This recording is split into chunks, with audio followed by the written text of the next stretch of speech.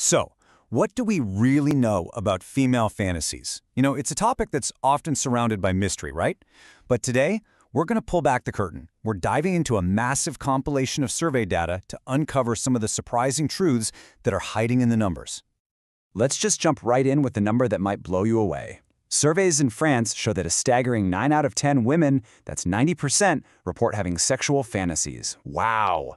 With a number that high, it's pretty clear this is a near universal experience. So the real question is, what are they fantasizing about? So here's our game plan for breaking this all down. We're going to start with a countdown of the top 10 most common fantasies according to all this data. Then, we'll see how that list isn't exactly set in stone.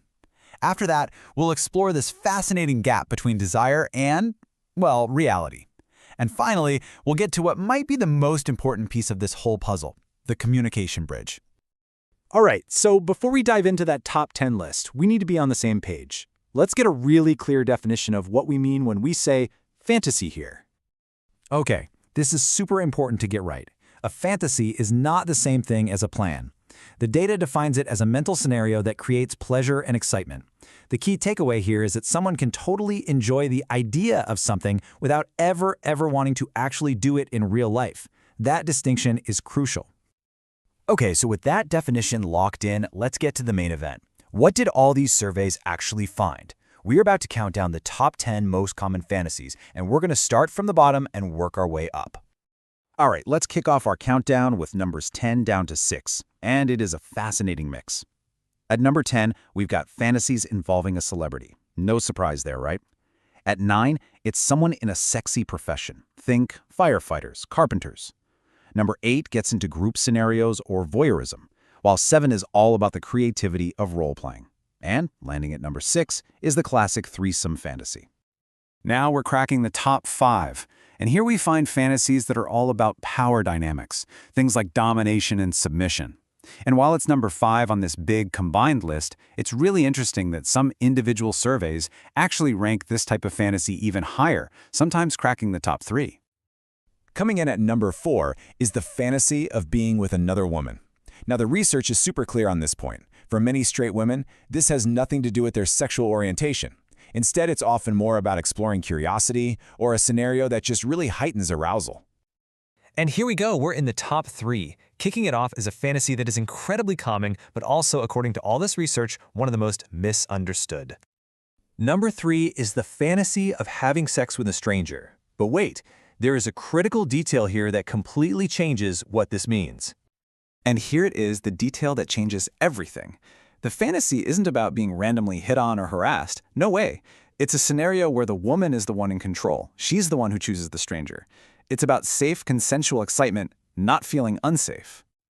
All right, the runner-up for the most common fantasy is probably the one you would least expect to see on a list like this.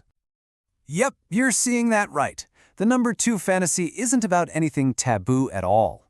It's about deeply passionate, romantic love. It's the desire for a profound connection, for emotional intimacy, and a real sense of being partners. And this shows us something so powerful. A fantasy doesn't have to be forbidden to be exciting. As a matter of fact, the data shows this desire for real romance and connection is the most realized fantasy on this entire list. It's the one that happens most often.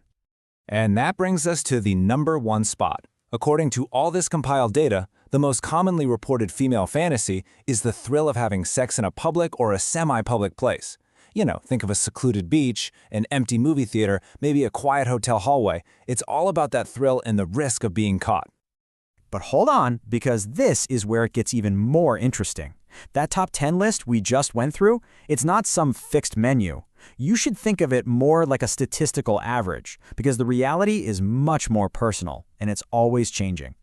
The data is really clear on this. A woman's fantasies can shift, sometimes dramatically, over her lifetime. Things like her age, what stage her relationship is in, and even whether or not she has kids can completely change the ranking and even the content of what she's thinking about. So this brings us to a really important question.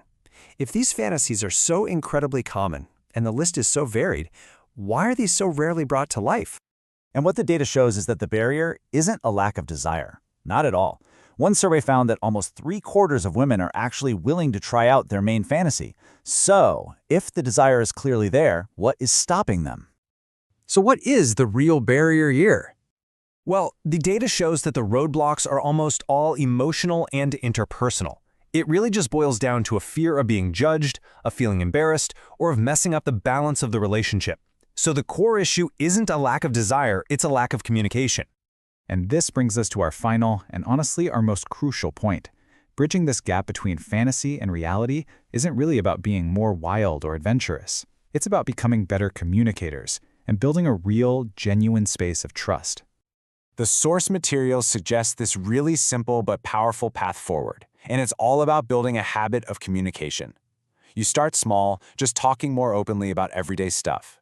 From there, you gradually build trust and you can move on to more intimate subjects. And once that foundation of trust is really strong, sharing a fantasy stops feeling like this scary confession and it starts feeling like a natural extension of your connection. And all this really leaves us with one final question to think about in our own lives. The data is fascinating for sure, but the real takeaway is about connection. It kind of forces us to ask, beyond just fantasies, what conversations are you not having simply out of fear? And what potential for a deeper, more honest connection might you be missing out on?